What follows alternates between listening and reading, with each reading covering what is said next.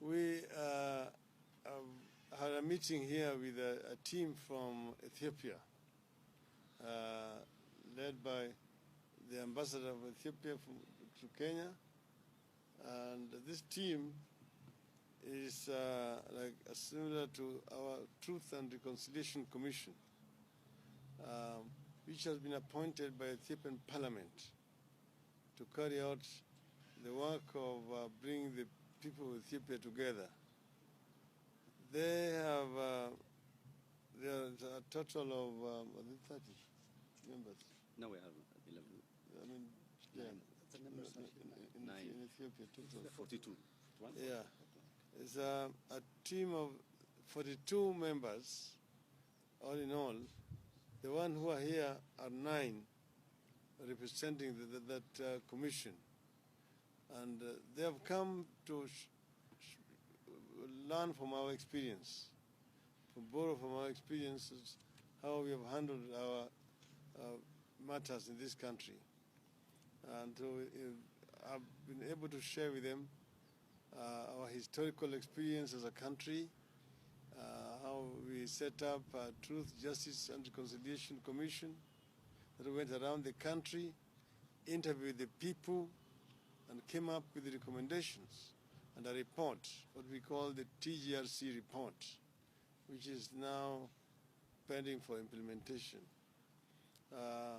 As you know, that Ethiopia itself has gone through some very turbulent periods, and right now it is a transition to democracy with the new Prime Minister, Abiy Ahmed, His Excellency, who has began the process of trying to unify and reconcile the various communities within Ethiopia, and is also creating a new relationship with the neighbors of Ethiopia. One has been reconciliation with Eritrea. As you know that for a long time there was a conflict between Ethiopia and Eritrea, but soon after he came to power, he moved very fast to seal a peace process between the two countries. We enjoy here with Ethiopia a very good, cordial relationship. We share a very long common border with communities across the border. We want to have a very peaceful relationship and cooperation. Ethiopia is one of our major trading partners. And as you know that we are the LAPSET projects, Lamu Port, South Sudan, and Ethiopia Transport Corridor is under construction. And this is going to create further opportunities for trade between our two countries as we construct a railway line that connects these two countries. We already are connecting to Ethiopia to import electricity from Ethiopia. So that's why we are able to share these experiences with them. I'm told that they're going to be having a meeting this afternoon with our Building Bridges Initiative team, which is going to tell them what they have done so far up to now. So we are very happy and I welcome them, and maybe the ambassador will say something on their behalf, Your Excellency. Asante sana Mheshimiwa. Habari yako? The Ethiopian Peace Reconciliation Commission, which we call it in Ethiopia the National Reconciliation Commission, has been in Nairobi for the past 3 days.